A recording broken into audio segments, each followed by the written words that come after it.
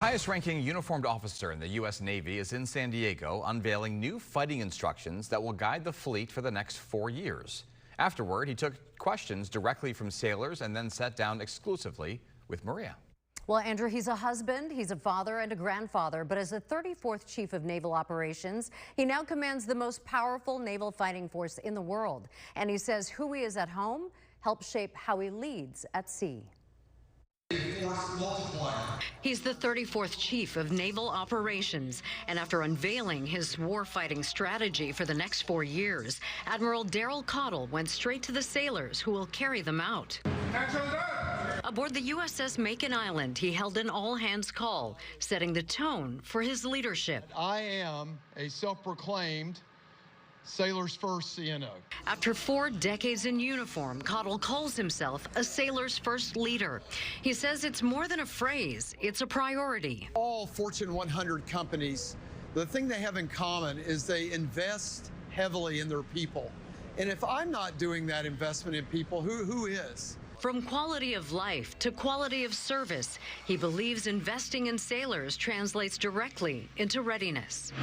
I really take care of the sailors who make this commitment to our Navy to serve our country. What you're trying to do is really improve their quality of service, their quality of life, and quality of work. And there's no thank for that. What my return for that is that they're effective and that they give back to their nation what they should be able to do. Cottle steps into command as the Navy marks 250 years of service,